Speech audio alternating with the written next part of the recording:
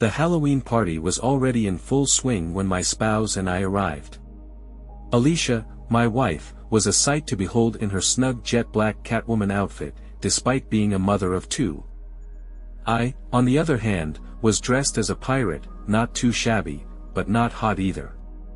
Alicia gave me a quick peck on the cheek before she mingled with the other guests, while I headed to the drinks area where my friends were engaged in a heated debate. They were arguing about who was superior, Hulk or Superman. I decided to join the debate, drawing from my childhood spent immersed in Marvel and DC comics. However, my arguments only fueled the debate further, turning the conversation into chaos. Eventually, we all agreed to table the discussion and enjoy the abundance of beer and fun. Alicia was already having a great time chatting with her best friend, Susie, who was also dressed as Catwoman. Alicia and Susie had been inseparable since middle school, despite being almost polar opposites in personality. Susie was married to Dominic, who was quite different from me in many ways. While I managed restaurants for a living, Dominic worked with his hands. Though I wasn't as active in the gym as I used to be, I still maintained a decent level of fitness from my boxing days in college. Dominic, however, worked at a nearby factory, lifting heavy objects for 8 to 10 hours daily, resulting in a muscular physique. Dominic was sporting a Tarzan costume, which I found insensitive given the chilly weather. Despite his flirtatious behavior, which often bordered on inappropriate, the women, including Alicia, seemed to find it more amusing than offensive. As the night progressed and Dominic's inhibitions lowered with drink consumption, his flirtatiousness became more pronounced, regardless of the women's marital status. Though some husbands may have been angered by his advances, no one reacted, perhaps out of fear, intoxication, or a desire to avoid confrontation. Sensing my unease, Alicia approached me and asked if I was enjoying myself. I nodded and took a sip of beer, observing her move to the music beside me. Her attention shifted to Tarzan, silently appraising his physique. I felt a surge of jealousy as I sensed her desire. Alicia snapped back to reality and faced me, assuring me that Dominic was just craving the spotlight. I chuckled, but the taste of my beer suddenly soured. Alicia noticed my shift in mood and asked if I was jealous.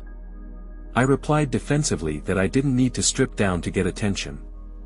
As the night progressed and more drinks flowed, inhibitions waned.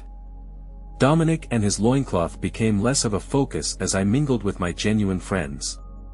It wasn't until later that I noticed Dominic making advances towards Alicia. Searching for her, I found them in the kitchen engaged in a carnal conversation. My jealousy flared, and Dominic retreated upon seeing me. Alicia sensed the tension and greeted me with forced warmth, assuring me that nothing had happened and that Dominic was just being his usual flirty self. However, my unease lingered.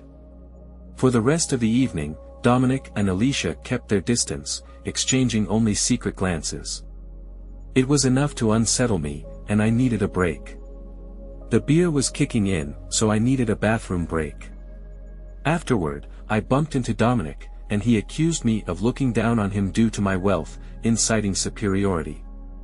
I told him he was drunk and should go home before he said something he'd regret. He then made crude remarks about Alicia, crossing a line and enraging me. I struck him, and the impact echoed through the drywall. Descending the stairs, I found Alicia, her tear-filled eyes confirming Dominic's claims. Panic ensued as Dominic lay unconscious amid the chaos. Alicia approached me, her question frozen on her lips. A glance told her I knew, and her teary eyes confirmed Dominic's words. She called for emergency services, and screams echoed from above. I stood there, looking at Alicia, searching for the woman I married. I didn't care about Dominic's fate at that moment. A scream pierced the air behind me, followed by fists punching my back. I dodged Susie's swings, and someone pulled her away. Richard, the party host, questioned the chaos, but I ignored him. I faced Susie and asked if she knew about her husband sleeping with Alicia. Her silence spoke volumes, confirming her knowledge.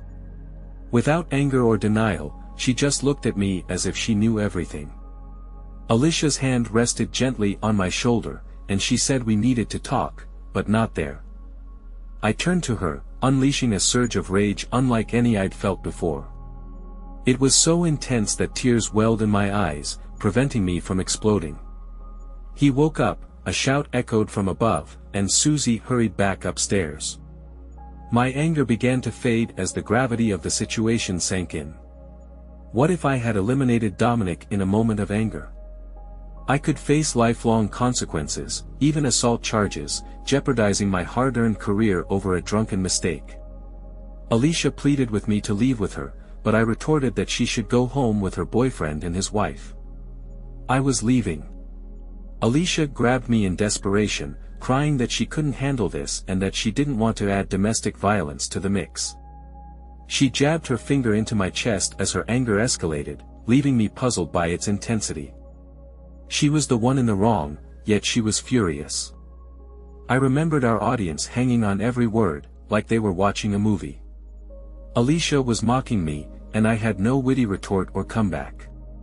Speechless, I faced the judgmental stares of our friends and neighbors, a mix of shock, disgust, sympathy, and perhaps a hint of entertainment. I had to leave. Alicia's cries of despair echoed until I started the car and drove off into the night. This story, based on real events, is not from my perspective but from Richard's, the party host. Writing from my viewpoint allowed readers to feel my anger and humiliation. My wife and I discussed it extensively, and it's like watching a train wreck, you can't look away. Susie's lack of anger when I disclosed Alicia's affair with Dominic indicated she was already aware. Was it a ménage à trois or another scenario? Frankly, a ménage à trois involving them would rival any adult movie. How long had this been going on? I also noticed the exchanged looks between Alicia and Dominic at the party, suggesting something more. Maybe I'm overanalyzing, but maybe not. It was evident that I was neglecting Alicia carnally, perhaps in other aspects too. Was this an excuse for her infidelity? I doubt it. Does it explain why she cheated? Certainly. Women whose advances are consistently rebuffed may be more tempted to have an affair, especially if the husband shows interest in other women or watches adult movies, which can be seen as a form of betrayal. Alicia is incredibly attractive in real life, and any man would find her irresistible. However, this reinforces the saying that for every beautiful woman, there's a man tired of having lovemaking with her. The crucial question is what happens next. Currently, the four of them are keeping silent about the situation, but it's only a matter of time before it comes out. While this story is based on true events, I didn't witness everything and had to take creative liberties, especially with my inner thoughts. I sympathize with myself and the tough choices I face. Alicia treated me unfairly, regardless of her reasons. I'm uncertain whether reconciliation or divorce is the best path. Full disclosure, I'm somewhat biased as I am myself, and about Superman and the Hulk, I side with myself. Superman's powers, like thermal vision, flight, and super speed, would easily defeat the Hulk, unless there's kryptonite involved, but that's beside the point. Mr. Chiron, they're calling you online. It's Betty. Mr. Ford is calling for you, sir. Greg called me. I've been trying to reach him since the Halloween incident, but they've all remained silent. However, there have been so many questions about how something like this could happen. The public showdown was so dramatic, with elements of lovemaking, violence, and betrayal, and the epic confrontation between David and Goliath, except this time, Goliath had a glass jaw and wrote a check his drunk self couldn't cash, and David cashed it out of genuine hatred. Patch him through, Betty. I awaited the click indicating I was connected to Greg. Hey, Greg, it's Richard. I've been trying to reach you since. I couldn't bring myself to say these words out loud. Ever since I found out about my wife sleeping with that, __, Greg replied, his voice still carrying the simmering anger beneath his composed tone. Even over the phone, his emotions were palpable. So, do you want to talk about it? I asked, hearing a chuckle from him on the other end, tinged with bitterness. Why would I want to talk to you, Richard, buddy? So you can broadcast it online. Does your little story need a sequel? Are people dying to know what happened next to the guy who couldn't satisfy his wife? He said sarcastically. Greg and I were high school buddies. He played baseball, and I played football. Despite losing touch after school, him going off to college, and me joining the Air Force, we reconnected when I returned to our hometown years later. He'd landed a management job at Olive Garden, and I teased him about wasting his college degree. However, he persisted and quickly climbed the ranks, eventually becoming a district manager overseeing multiple restaurants, earning almost as much as me. Now, my dear friend was seething at me, not good. You know where I tucked my tail between my legs and ran off like a coward. Nice touch, Greg said, his words dripping with sarcasm. I felt like a terrible friend, utterly defenseless. Greg, where are you? We need to talk, I urged, but he cut me off. I had no choice but to shut up and listen. You know what's funny, Richard? I've suddenly become quite the popular guy these days, more so than ever before. Seems like everyone wants a chat with me. Must be my charming personality, he quipped, his voice slurring slightly. I could hear the clinks of liquid pouring into a glass. Greg, are you drunk? I asked, concerned. No, Richard, I was drunk an hour ago. Can't tell you who I am now, he retorted sarcastically. All right, I admit it. I was a lousy friend, but I'm here to make it right. Where are you, Greg? I said hastily, grabbing my coat and keys, momentarily forgetting my work obligations. Screw you, Richard. Not telling you where I am. Don't you dare show up at this bar. I'll mess you up if you do, he warned before the line went dead. However, I didn't need him to tell me. I knew exactly where he was. There were only a handful of bars in town worth going to, and Greg had his favorite at Moe's, partly because he had a thing for the cute bartender there. She was the type who could flirt and seem unattainable at the same time, which only added to her allure. Yet, despite her charm, she wasn't busy when I walked in. My heart sank, seeing Greg alone at the bar, the sole patron in the place. Checking my watch, I realized it was just past noon. Karen, the bartender, greeted me with a wave, her eyes showing concern. I nodded subtly, gesturing for her to give us some privacy with a tilt of my head towards Greg. It was all I managed before his fist connected with my face, sending me reeling and seeing stars. No wonder Dominic ended up in bad shape. Before I knew it, I was on the floor, wiping blood from my lip as Greg glared down at me. Eventually, he shook his head and returned to the bar stool. I picked myself up, signaling to Karen to keep quiet as I made my way over to Greg. Can we talk? I asked, mustering up courage as I sat down beside him. He took another sip of his beer and shook his head. Off the record, he quipped sarcastically. I chuckled inwardly. At least his sense of humor was intact. Anyway, you really hit a nerve there, he said with disdain. How's your relationship with your mom? You've met her, right? He asked.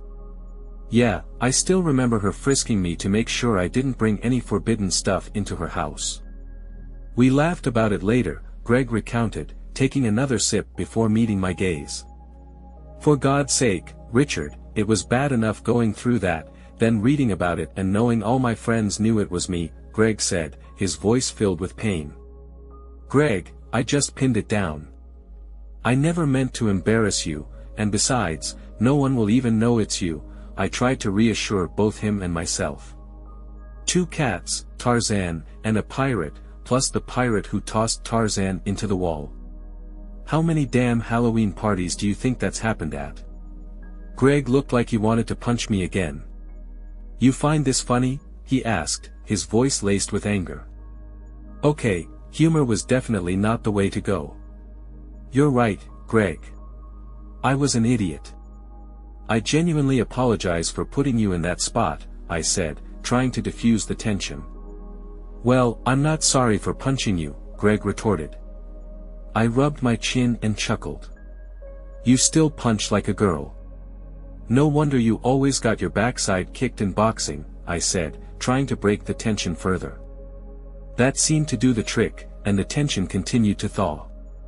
I managed to coax Greg away from Moe's and into my car. Karen shot me a grateful look and hugged me as we left. Take care of him, Richard. He's going through a lot, she said. My jaw was throbbing and beginning to swell, but I got Greg out of there, and that was what mattered most. The moment I secured him into my passenger seat, he drifted off, looking like he hadn't slept in days. Instead of heading to his mom's, I drove him to my place. Along the way, I called another friend, John. How's it going, Richie Rich? He greeted me cheerfully as he answered the phone. John was one of those guys who still acted like he was in his 20s, a great guy, though quite immature. I emphasize very, since most guys are at least a little immature. He was the one who sparked the whole Hulk versus Superman debate and was always the life of the party. However, none of the wives really wanted their husbands to be under his influence. He had a knack for bringing out the teenage troublemaker in his friends, but we all loved him. John, I need your hand. I found Greg at Moe's, and he might need some help getting him into my place and settled in bed. He's out cold, I said, filling him in on the situation. Damn, glad you tracked him down. I've been looking for him all week after what that idiot did to him. It's a miracle he didn't do something drastic, John said, his voice filled with concern. John parked his Mustang behind my Tahoe in my driveway, and together we tackled the task of moving 200 pounds of dead weight onto the couch in my basement. It was not an easy feat. After chatting for a bit, John headed out, promising that he'd keep me updated. Being home early meant I had the house all to myself, a rarity. So rare, in fact, that I found myself at a loss for what to do. I didn't want to step out in case Greg woke up disoriented, so I fired up the George Foreman grill for steak and baked some potatoes. Then, I flipped through my cable sports package, hoping to catch a good game or at least some interesting sports talk. I settled on a documentary and dug into my meal. It wasn't long before my wife, Nikki, walked in with our kids in tow. Hey, what brings you home so early? She asked, planting a kiss on my cheek. Found Greg at Moe's, plastered as hell. Brought him back here and laid him out in the basement, I explained. Nikki looked hesitant. Are you sure that's a good idea? I don't want any drunken antics in front of the kids, she said, her voice filled with concern. He'll be fine, sweetheart. I'll keep an eye on him, I assured her, feeling her hand caress my cheek, sending a shiver down my spine. That's when she noticed the swelling. Richard, what the hell did he do to you? She asked, her voice filled with anger. I'm all right, honey. Don't worry about it, I said, trying to downplay the situation. Rich, get him out of here, honey. Everything's under control. The poor guy just found out his wife was cheating on him a few weeks back, and it happened so publicly. He's on edge, plus he's been dealing with it all alone. I'm his friend. He needed an outlet for his pent-up anger, and if that meant taking some hits, I didn't mind. Besides, my jaw is not as fragile as Tarzan's. Maybe he should consider a different costume next year, I said, trying to lighten the mood. Nikki couldn't help but chuckle at that. Watching Tarzan get his backside kicked by a pirate was pretty amusing. I doubt Jane would approve, she said, her voice filled with amusement. Yeah, Tarzan definitely got what was coming to him.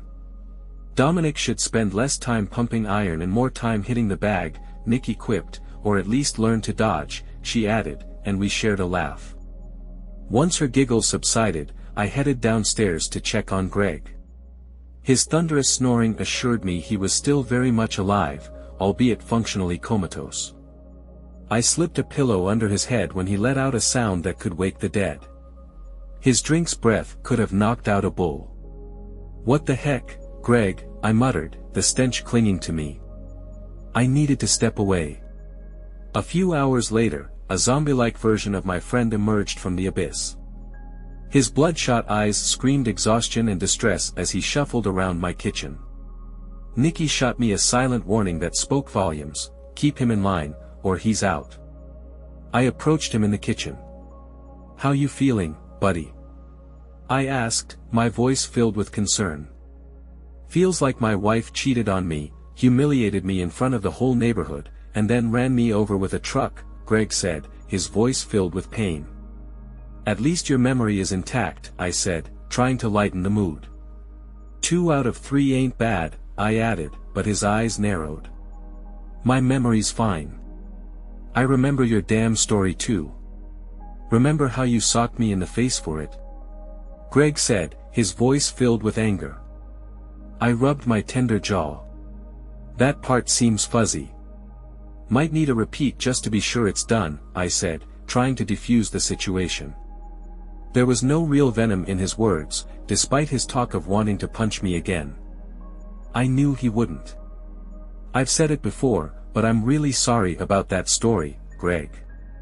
I didn't think it would reach as many people as it did, and I certainly didn't think you'd find out about it. I was wrong, I said, my voice filled with regret. People actually read it. I even got a message from this guy I know who heard about the party from someone and then read your story online, I said, filling him in on the aftermath. Who's this guy? You don't know him. He's this loudmouth named Harry from Virginia, Greg said, his voice filled with disdain. Harry Ina, huh? Heard of him. Nice guy, once you get past his attitude. By the way, he's on my side and thinks you're an idiot too, I said, trying to lighten the mood. Greg chuckled. Yeah, well, I'm sure he felt that way before reading the story you wrote about me, he said, his voice filled with amusement. I gave him a friendly pat on the back, which he didn't seem to mind, confirming we were okay. Richard, why'd you have to paint me as a wimp? Did I really just bolt like that? Greg asked, his voice filled with curiosity. Wimp? Greg, you took the guy down in one punch. I was half expecting you to bite his ear off. If you boxed like that in college, you'd have been a champ, I said, my voice filled with admiration. No one sees you as weak, screw you, I added, trying to boost his confidence. It's a skill I've still got, idiot, Greg said, his voice filled with pride. I really handed him his rear, didn't I, he added, his voice filled with amusement. Hell yeah, bet your sweet rear you couldn't pull that off, I teased, nudging him. Nah, might take me 2 hits, Greg quipped back, unable to stifle a chuckle. It was good to see Greg laughing again. So, what went down after I split? Greg asked, his voice filled with curiosity. Kept looking over my shoulder, thinking I was headed to the slammer, he added, his voice filled with concern. Well, Greg, after you bailed from the Halloween party, Alicia let out this wail, like she was facing a firing squad, and crumpled to the floor. She sobbed loudly, like a broken Catwoman. Nicky rushed to her aid, helping her up and leading her to the couch. Susie, the other Catwoman, came down the stairs with her disgraced Tarzan, holding his head as she guided him. Alicia caught sight of them and flew into a rage. You idiot! What did you tell Greg? You've ruined my life, you idiot! Tarzan, already battered by the pirate, now dodged Catwoman's claws while Catwoman hashed to try to intervene. Alicia, stop it! Cut it out, Susie yelled, defending her husband. Ban Tarzan being saved by a woman from a woman only stoked his fire. Can this idiot embarrass the jungle man any further?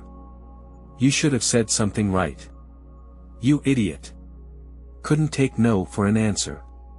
What's wrong with you? The jungle man regarded Alicia's fury with detachment.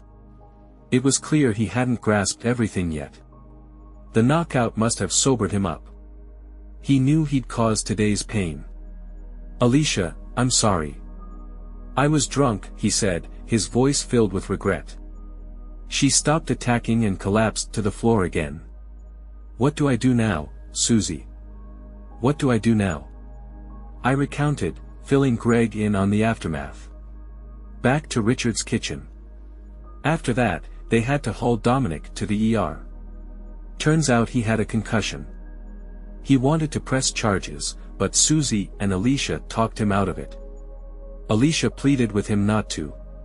She knew if you got arrested, there'd be little hope of your return, I said, filling Greg in on the aftermath.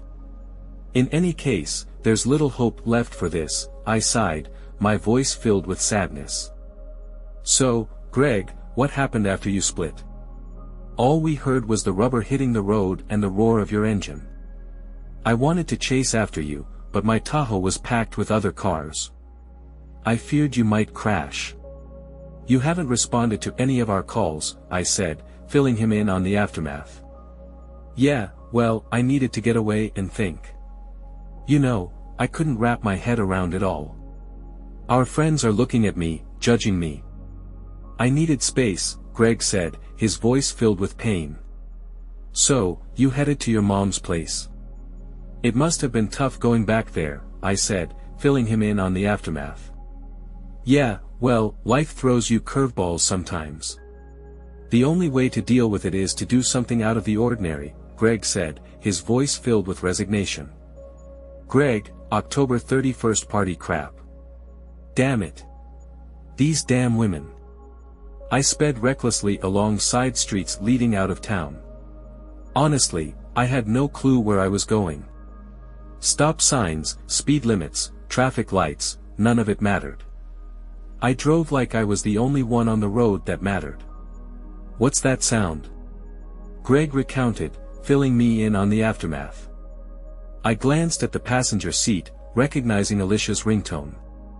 Her lovely face illuminated my Android screen. She smiled at me, a loving smile captured in time. I remember taking this photo. I was so happy, so full of love and adoration. Damn it, Lee. I fought the urge to chuck my phone out the window. Her picture on the screen lied to me. If I answered, the voice on the other end would lie to me. The cheerful melody announcing her call was a lie. Lies. She slept with Dominic. Maybe they even kissed passionately, excitedly. Damn it. I bet the idiot loved it. Another man's wife in his bed. Who did he think he was? Greg recounted, filling me in on the aftermath. I was the one by her side when she was sick in the delivery room with her twice, promising to love her in sickness and health. I devoted my life to her. The persistent ringtone tormented me with its falsehoods. I shut it off and pulled out the battery. Silence. No more lies.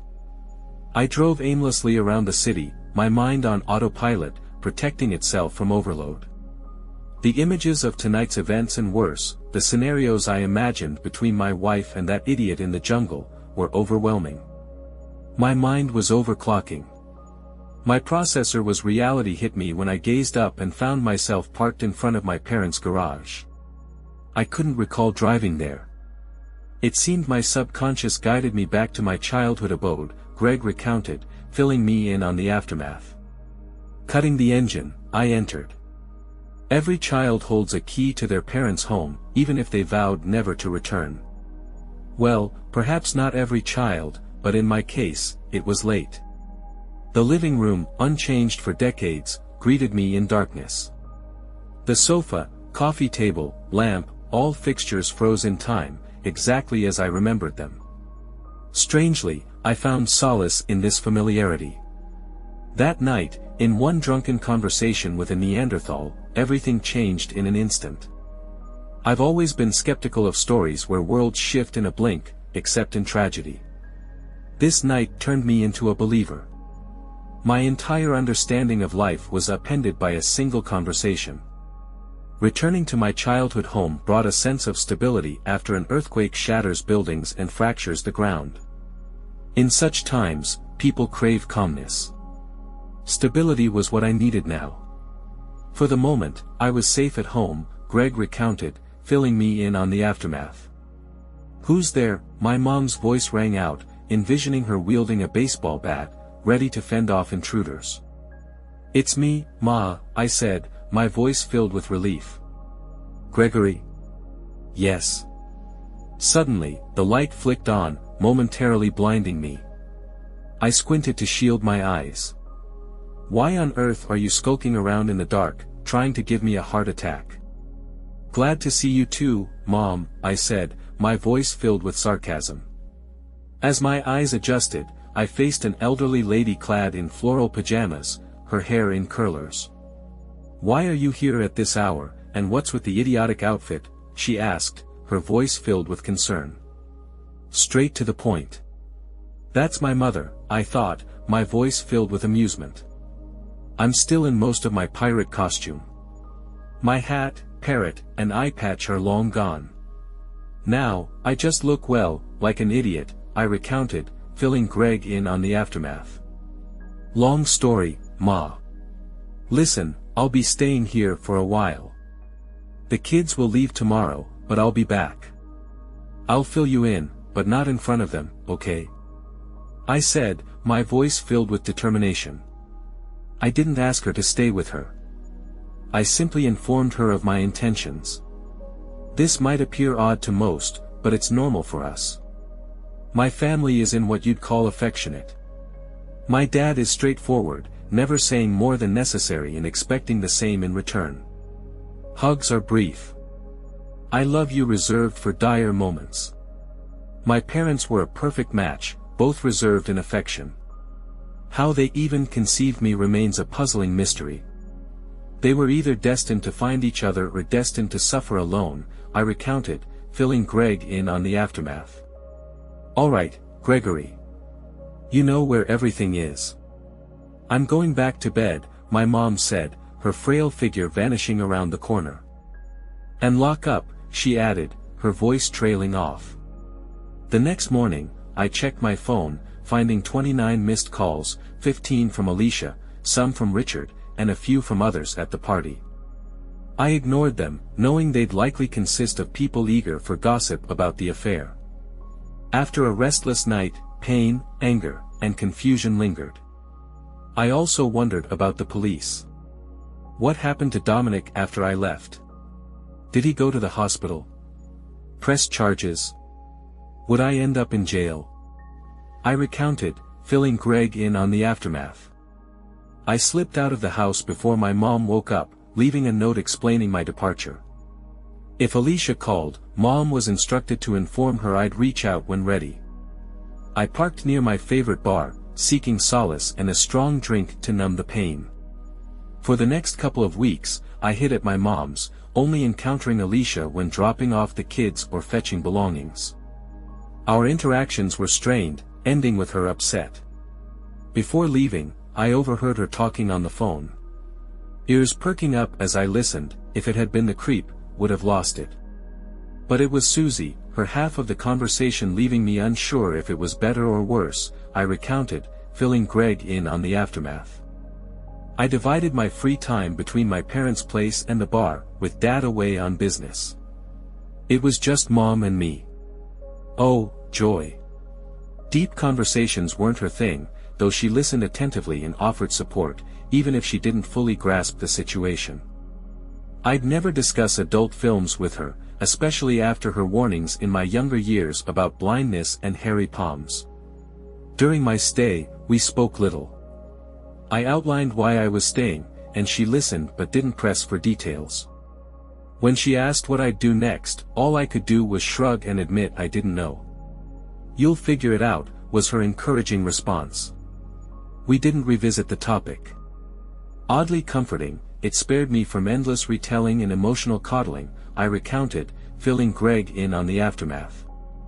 I was free to grieve in my own way, taking all my sick and personal days. I couldn't face anyone, even though no coworkers were at the party.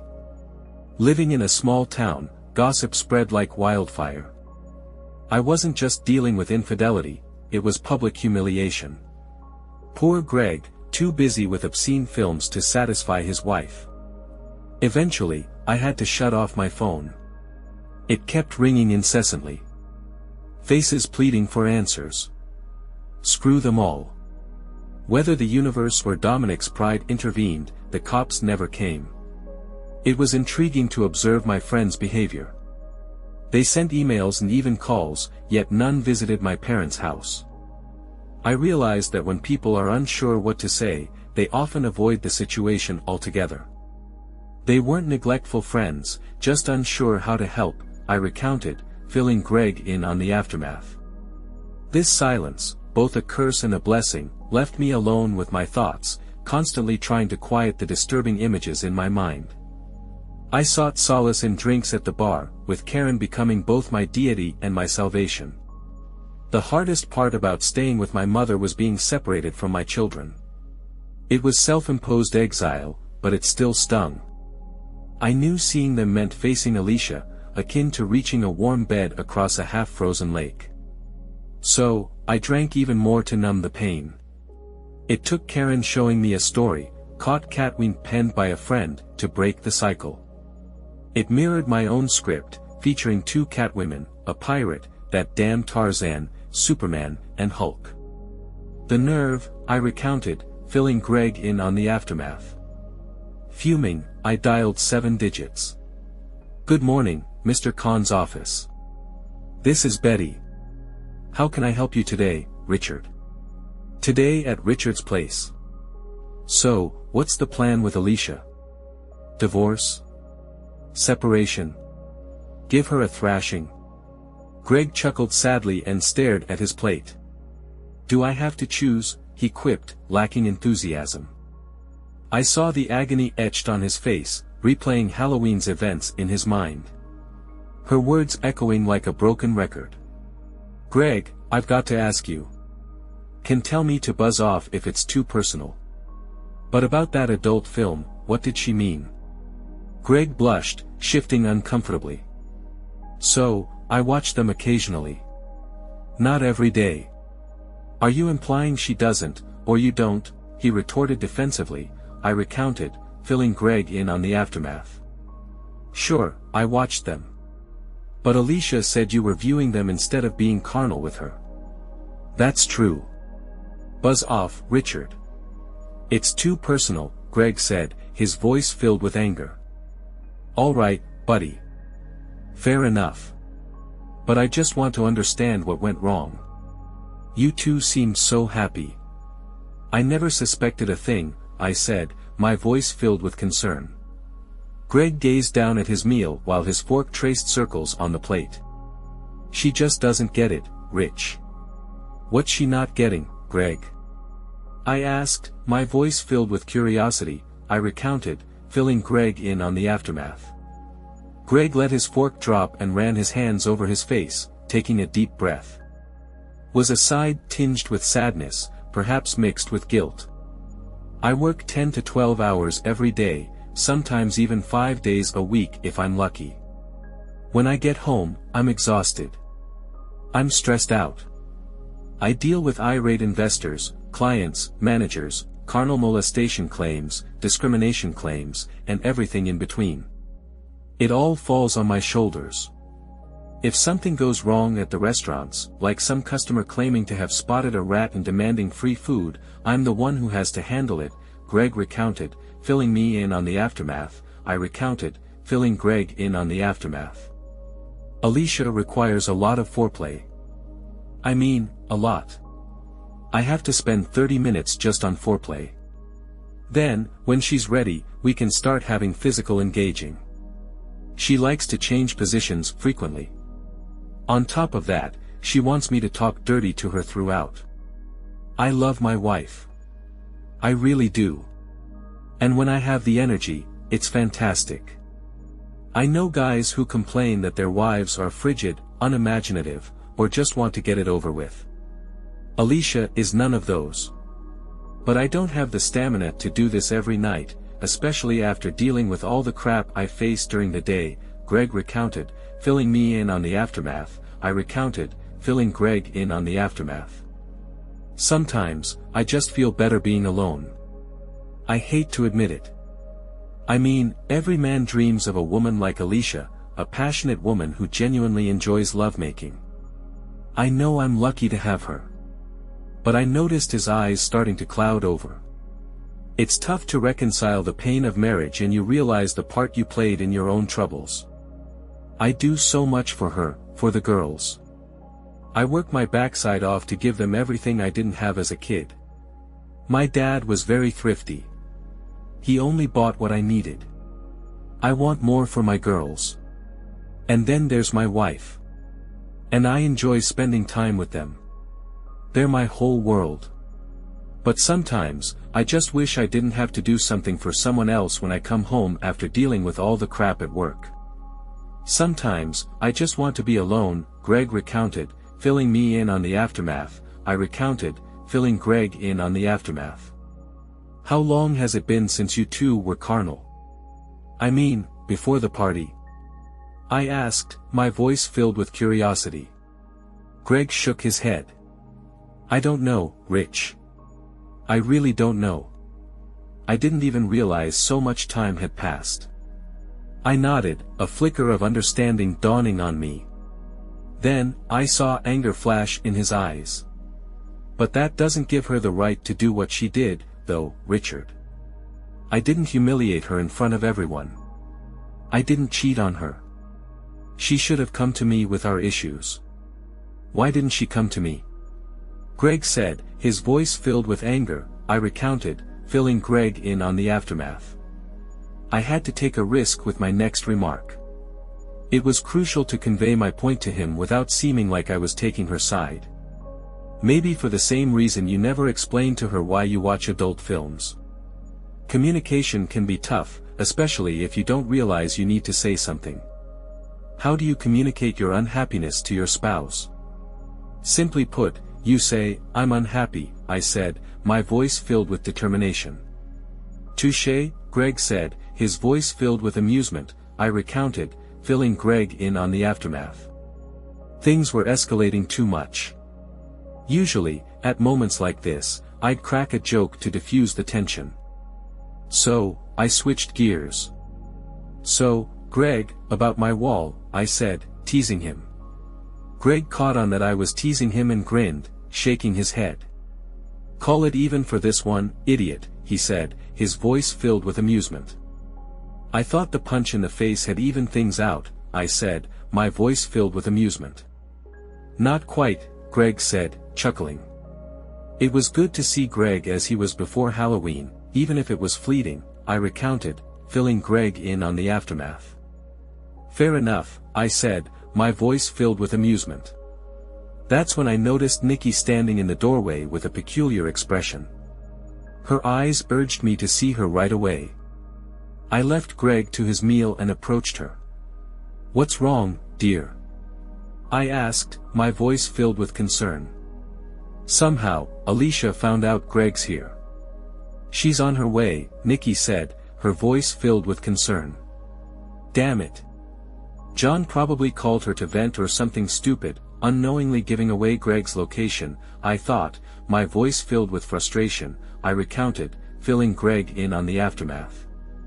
You need to intercept that woman at the door, I said, my voice filled with determination. Nikki raised her hands and shook her head. Rich, I'm not getting involved in this mess. Greg needs to face this. He's been avoiding her for 2 weeks, she said, her voice filled with resolve. I felt frustration rising toward my wife. She cheated on him. Hadn't she forgotten that? No, I haven't. I've got a damn hole in the wall as a reminder, I said, my voice filled with anger. I glanced at Greg, who seemed oblivious to the impending showdown. What do you want me to do, Nikki? I asked, my voice filled with determination. I recounted, filling Greg in on the aftermath. He has to handle this himself, babe. You can be there for him as a friend, help him through it. But he can't run from it, Nikki said, her voice filled with resolve. She patted my chest and left. I turned to prepare Greg for what was coming. Greg, I heard your conversation. You can't exactly whisper.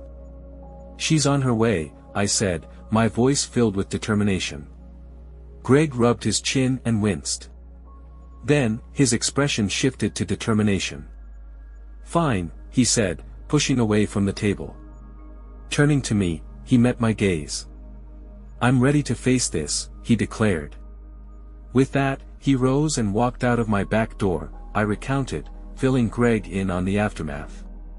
A beautiful sunset soft hues painted the pale sky, serene and almost calming. Greg, honey, the serenity shattered. I didn't respond to the alarmed voice signaling the arrival of my unfaithful wife. I didn't even turn to look at her. My eyes remained fixed on the sky above.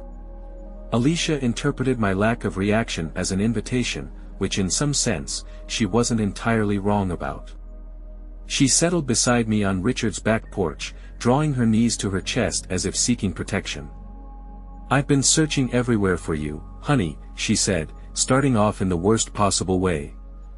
"I've been in the same place all night," I muttered, deliberately echoing the exact words I'd used when I found her cozying up to Dominic in Richard's kitchen a couple of weeks ago, I recounted, filling Greg in on the aftermath. She seemed a bit puzzled by my response. "Greg, we need to talk," she said, her voice filled with determination. I nodded in agreement. From my side vision, I could sense her anguish. I avoided looking directly at her face, but it seemed like a grim sight, swollen eyes, flushed cheeks, a somber expression. At least, that's how her voice conveyed it. "I love you, honey, it's a lie." I cut her off. "Greg, stop it, Alicia. Just stop it.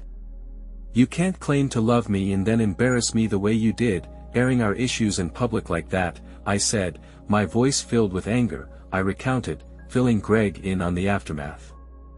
"I would never do that to you," she said, her voice rising with anger. "What are you talking about, Greg?"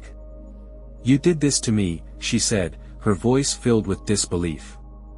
"You stormed down the stairs like a madman in front of everyone. You asked Susie if she knew I was sleeping with her husband, right in front of everyone's eyes. If you wanted to talk privately, you could have pulled me aside and yelled at me in the car. But no, you were the first one to air out my business like that," she said, her voice filled with anger. In a way, she had a point. I didn't see it that way at the time. I was blinded by rage, I recounted, filling Greg in on the aftermath. "Okay, Alicia. I'll give you that. But I didn't initiate this. Your damn boyfriend confronted me, telling me all about your indiscretions in front of other people. I handled it the best I could. I was furious, rightfully so. Could I have handled it differently?" I paused to rein in my emotions. "But I didn't cheat with anyone," I continued, looking her squarely in the eyes. The anger drained from her expression, replaced by remorse and guilt. "I know, Greg," she said softly, I recounted, filling Greg in on the aftermath. I simply shook my head.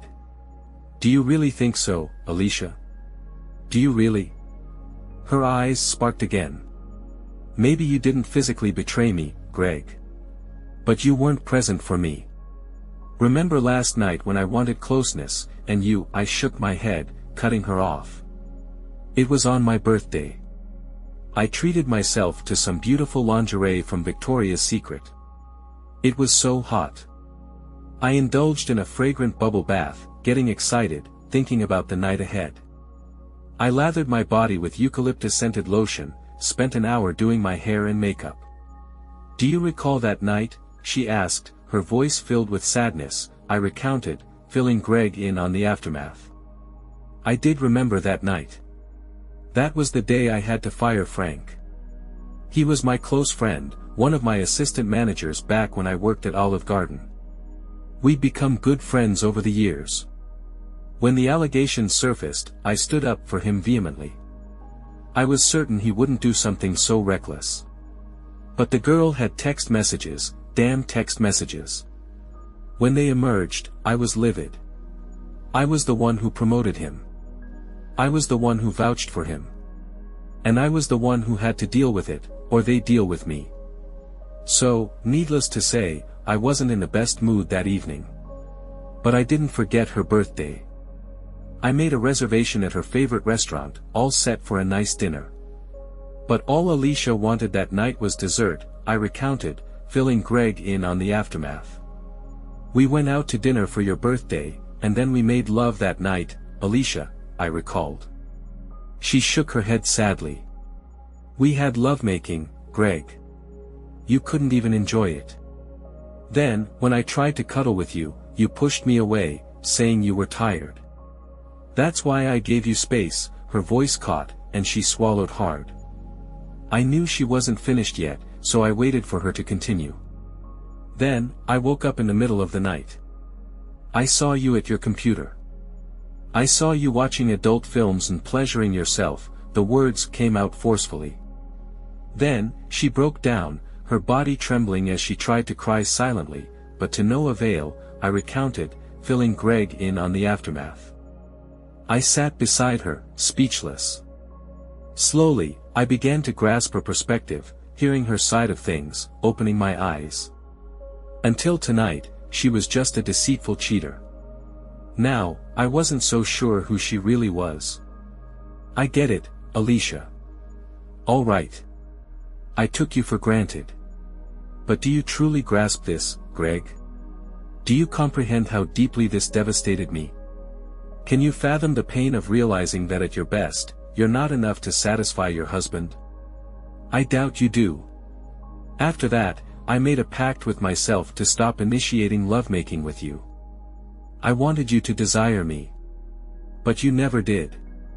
So, that's why you ended up with Dominic.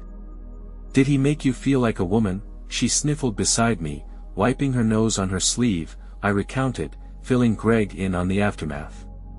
Yes, Greg. He and Susie did, she said, her voice filled with sadness. Damn it, Susie. And I got drunk once in high school. Something happened that night. In the morning, we were mortified.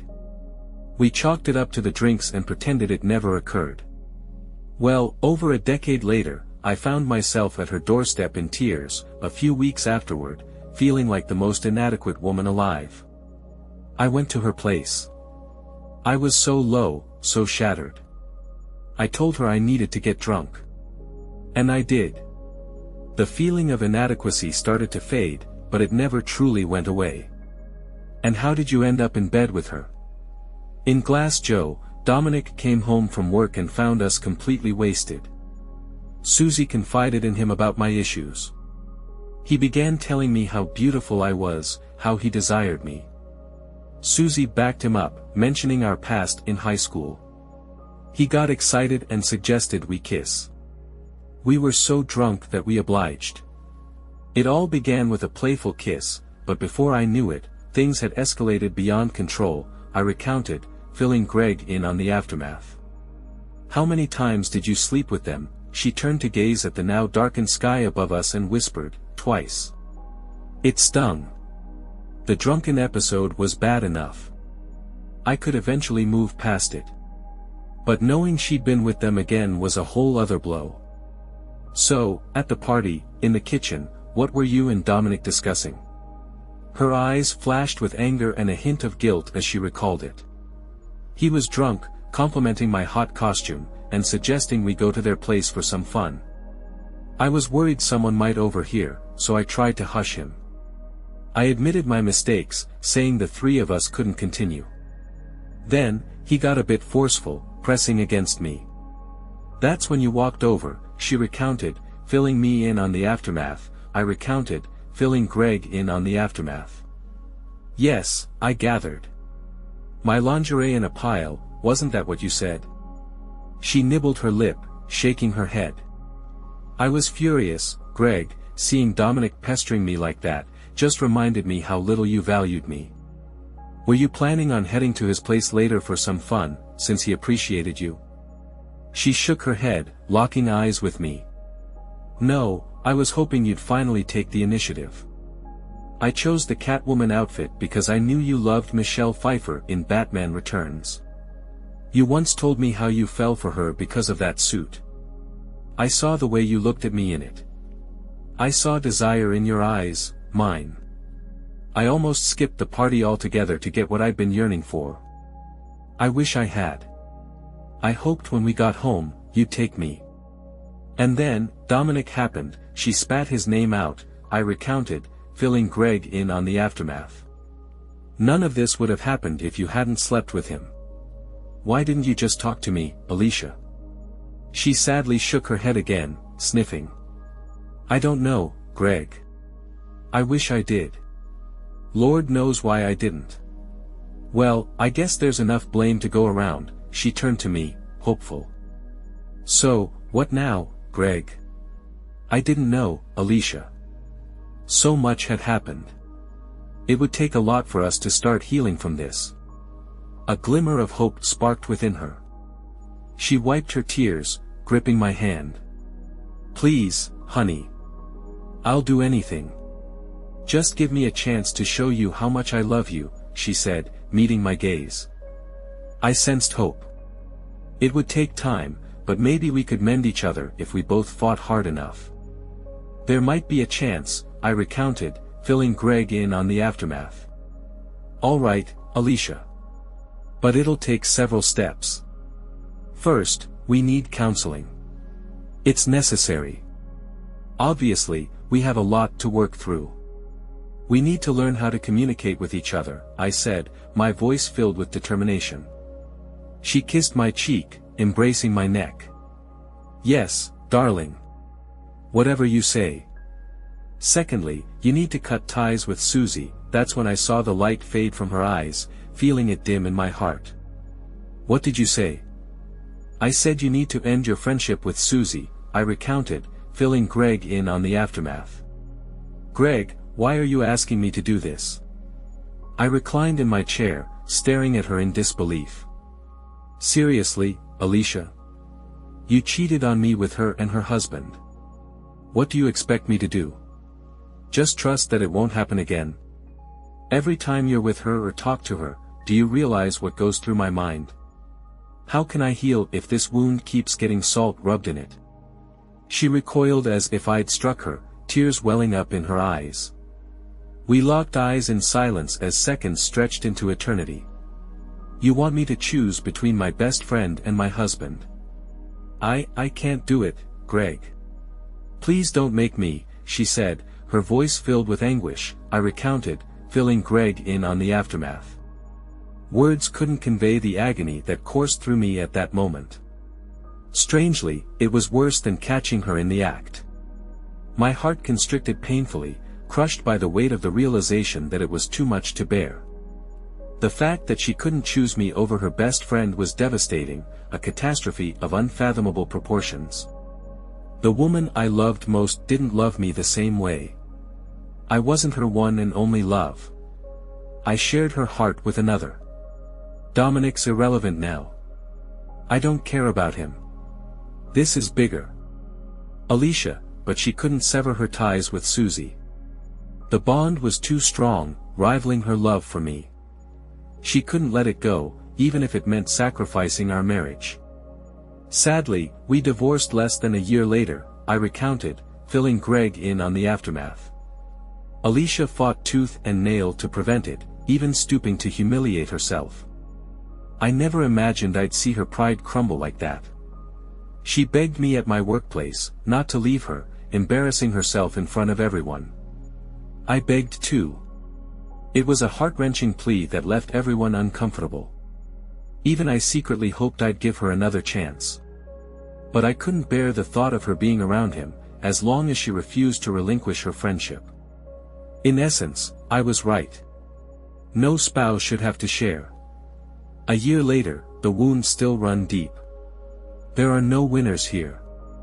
We do our best for the kids, avoiding putting each other down in their presence. Yet, many nights, I've been a shoulder for Greg to cry on. But there was one silver lining. This Halloween, he brought a date to my party. She wasn't dressed as Catwoman. Maybe she's just a rebound, not his next great love. But finding someone new is still progress. Real life isn't about neatly packaged endings. It's a messy, gradual healing process. Alicia, Dominic, and Susie didn't show up at the party.